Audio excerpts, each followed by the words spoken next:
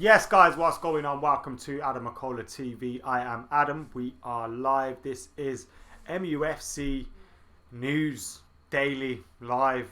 It's not daily, is it? I give you daily content, but this is MUFC Daily Live or something like that. We'll get a name for it when we come to it, because we'll be doing lots more of these with football not on the cards for a while now, and we'll be talking about that when that could possibly be on this show here today. Welcome to AdamMcKola TV. Make sure you're liking, commenting, sharing and subscribing and keeping involved with the channel as we go on throughout today's show.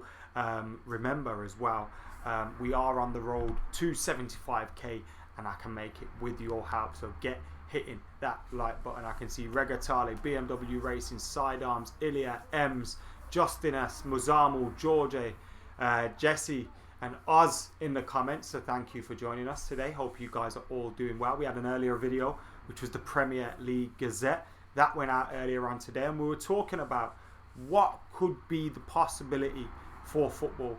Would it be behind closed doors from April the 30th when the Premier League have kind of penciled in for a restart to football? Could it be that the season is cancelled and null and void altogether?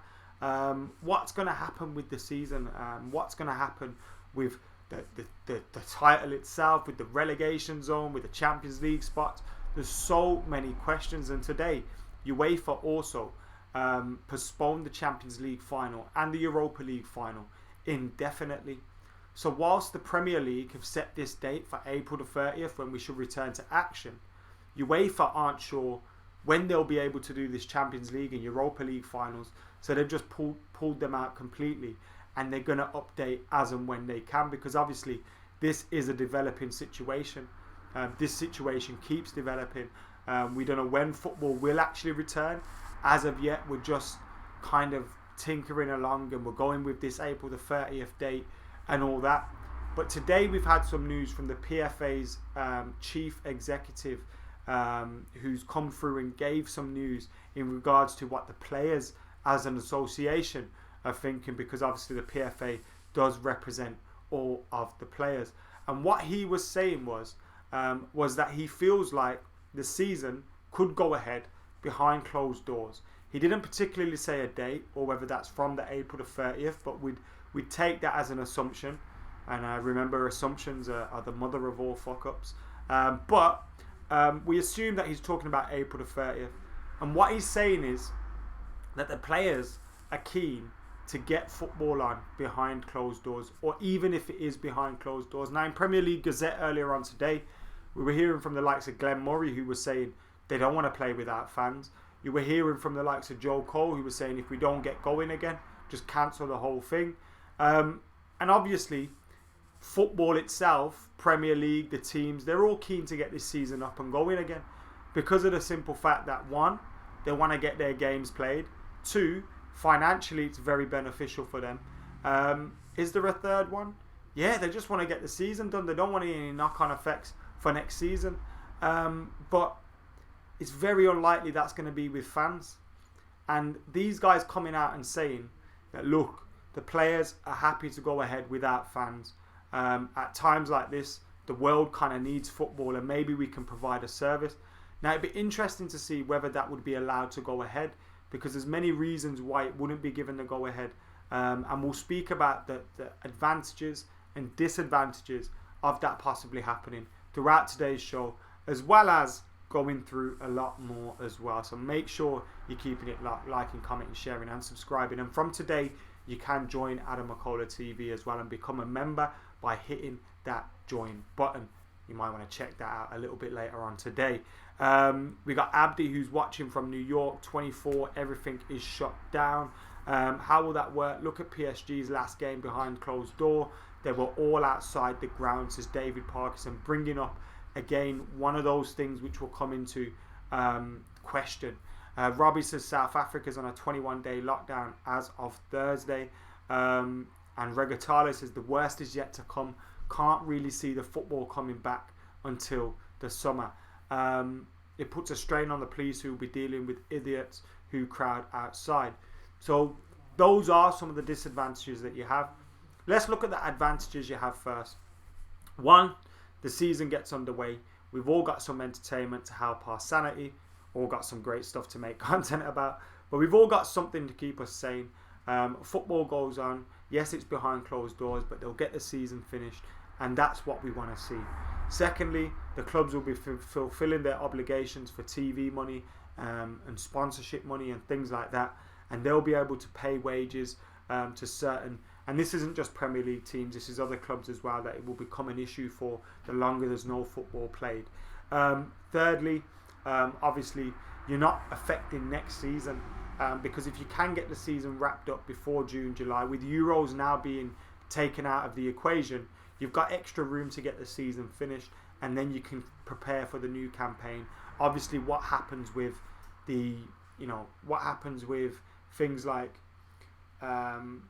the summer transfer window remains to be seen, but nevertheless, that's a possibility there.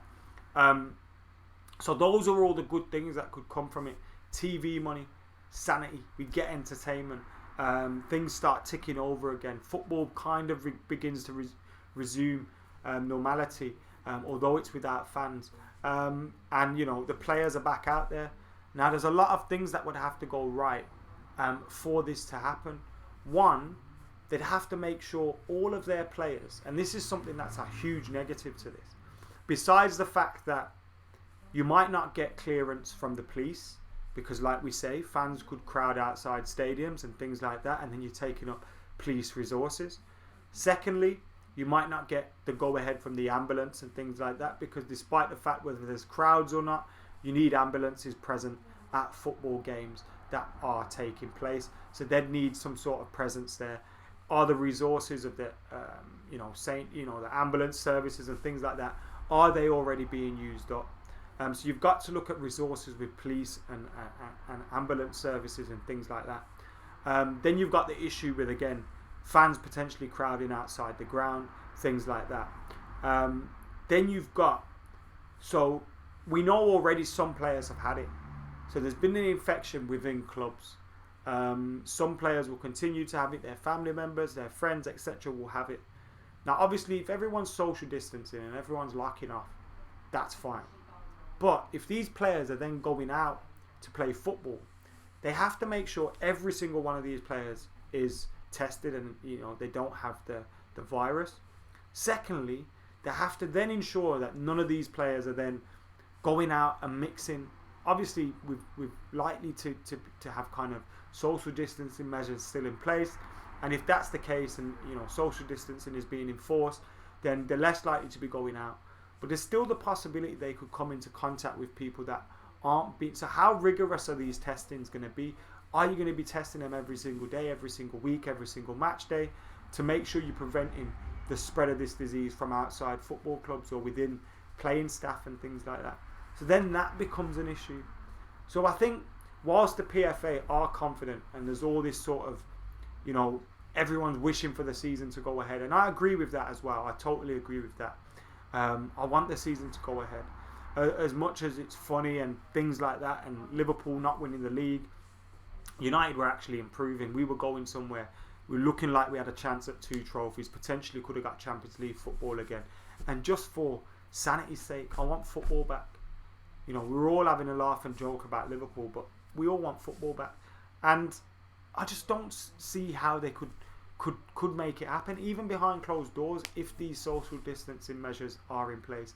You see it with WWF, and WWF's had it behind closed doors, and I think you've got the major issue where you look at it and you think, is this affecting the product? Because is it better without fans? I don't think it is. Now football's a little bit different. It's not it's more realistic, and you never know what's going to happen. It's not scripted, so but you still have those issues there with what's going to happen. Is it going to weaken the product? The clubs won't care because they're still getting that TV money. But without fans, you obviously have that issue there at play. But I just don't see. Yes, you'll have the TV viewers, and it'll be great for us to watch on TV and have football back. But I don't see how they can guarantee that it wouldn't be spreading amongst the players and stuff. And social distancing is continued to be carried out. If it's something that is being enforced, Obviously, if it's not being enforced, then it's a different story altogether. But it remains to be seen what will happen. And like Ras Al Ghul says, behind closed doors affects the players. It takes away some teams, benefits of playing in front of their home crowds. That home advantage. It's literally down to the quality then. I can't see how we'll have football, says Elia. Without fans, it'll feel like I'm watching a practice match, says David. David also mentioned how fans will just be crowding outside as well, and that's another mental thing. Like, we've seen it with Paris, and it obviously looks great, and as a fan you'd want to be a part of that kind of surreal atmosphere outside a ground while the things are going on inside. But it's not obviously safe. We've got to take this thing serious, for if not our own sakes, families' sakes, and elderly's sakes, and things like that, and those that need protecting from it. And those things will probably happen. Can you imagine if Liverpool are playing the game to seal the trophy at their ground? Their fans will no doubt be lining the streets for their players' team bus. They'll be outside the ground after partying. Can that be enforced? Can you possibly enforce that none of these people are doing that? I don't think you can. So it's an interesting one. It's a real interesting one, and I don't know how this one's going to go ahead, to be totally honest with you, and how this one's going to change throughout. But it looks like they're pushing towards, and the noises you're hearing are that they want to get this on behind closed doors. That'd be great, but I don't think it happens. I don't think it happens, and especially with this being a situation that's constantly changing, constantly flexing, constantly changing. You can never guarantee what is going to happen. And like tonight, in 15-20 minutes, we could find out that it's being enforced here, and if that's the case here, for how long that's going to be, until the middle of April or something, then what? Can you realistically have football happening in 2 weeks' time? A lot of teams are going back to training soon, but again, how are you enforcing? Like, if they're getting tested and they ain't got it, but their partners are going shopping and things like that, they could get it. They could be exposed to it. How do you know they don't have family that work in the nursing industry? There's so many different ways where they can get it, and it's just like, I don't see how you could allow football to then carry on. Shoot says it's more important that people stay safe. As a society, we don't need football that much, and that's where it will become a bigger issue, the safety of the whole thing. Regatal says they have to avoid it. It's the only option really. I just feel for the smaller clubs. How do they cope? Behind closed doors, this would worsen our financial performance. It doesn't really, because especially for a club, Premier League clubs, most Premier League clubs, their TV money will dwarf what they earn in match day gates and receipts and stuff like that. So the TV money is worth a lot more to them. A lot more to them. So that's the story in regards to Premier League possibly continuing without fans, ladies and gentlemen. Guys, get your questions and your thoughts in on Manchester United. What's the latest as well? Have we got any latest news that you want to hear my opinion on, or got any questions that you want to ask? Get your questions in right about now. Obviously, they're still talking about things like Pierre-Emerick Aubameyang, which we spoke about the other day. There's a story here, a new Man United FIFA 20 squad update confirmed. Like, these are the stories at the moment. Rio Ferdinand's opinions and things. Former Phil Jones teammate explain. Like, what is going on? Like, there's literally no stories out there at the moment in regards to Manchester United and things like that. So let me know if you've got any questions. RCM Rainbow says football's nothing without the fans. You can have coronavirus but not even have the symptoms, says Adam, which is another thing which causes an issue. You can't really continue, too many people involved, camera crews, staff, etc. Even with no fans, still too many humans involved. Avoid it, says Tian. Why can't the big clubs help out the smaller clubs? That happens, and I think someone was on, from the Football League speaking today, saying, look, Premier League clubs do help, and they've got issues to sort out themselves. As businesses and as a football league, which is massive and makes a lot of money themselves. They have to come together to be able to sort this. If Bellingham's contract is running down, how are they charging 30 million, says Juteru? I'm not too sure on that one. Adam commenting on the Griezmann link. Yeah, Griezmann link's back in, isn't it? God's sake. Guys, get hitting that like button, get commenting, get sharing, get subscribing, get your super chats in, or join to support AdamMcKola TV by hitting that join button. I haven't played this much FIFA in a long time, says Paul. I've been thinking about doing some live streaming of some FIFA or some Football Manager as well. I was tinkering around with things today, how to get the, because I haven't got the PlayStation cam. I can order it. I don't know how long that would take to come at the moment. So I'm looking at how to do this. Get the PlayStation running through OBS, add the camera on from there. Boom, boom, boom. You know, get it streaming on here. So I'm looking into ways to do that and get streaming live. So make sure you're keeping it locked for that. That'll probably pop up at some point randomly soon. But we will keep the daily content coming. I've got to think of another video this week, which will be tactics or formation based, or looking at a player, or a journey or a game, or I don't know, top 5 or 10 or something. I'm gonna do something like that. What about PES 2020, says Iqbal? That's a possibility as well. I'm speaking to the guys at PES, and we're probably going to do something together, so we'll get something sorted out there. I'm going to buy a night tracksuit for you. I got some night gear. I got some nice night gear. Don't you worry about that. Already got Mansfield Town to the championship today, says Matt. Well done, mate. Griezmann out, says Juteru. Griezmann out, eh? Let me grab my cup of tea. I don't play COD, no. The last game like that I played was Medal of Honor back in the day. I've not played COD at all. Red 92 says getting drunk every day. That definitely will help. We won't be getting Sancho if the airports are still shut, says Ross Murphy. Let's have a look at what is going on when you Google Manchester United. Man United did the same thing with Hannibal Mejbri as they did with David Beckham. What is that? Played him in the youth team.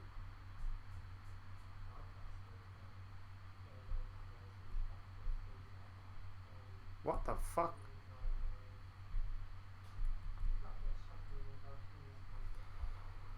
Oh God. Basically, when he signed, they knew he was a fan, so it was easier to sign him. They spoke to his dad and stuff like that. That happens with so many different footballers. Are you shitting me? Are you shitting me? Bloody hell. Bloody hell. You've got to be shitting me. That was awful. Awful. Anyway. Bloody hell. I don't get what they're thinking on these, you make stuff up when it's busy, and that's the stuff you can think about. It doesn't make sense. Yes, Samoan, what's going on, brother? If the league gets cancelled for the rest of the year, do you think Liverpool will get the title? Not if it gets cancelled, no. Not if it gets cancelled. What's going on, Manimo? No problem for joining late. You can always wheel up the video and go and check it out, the rest.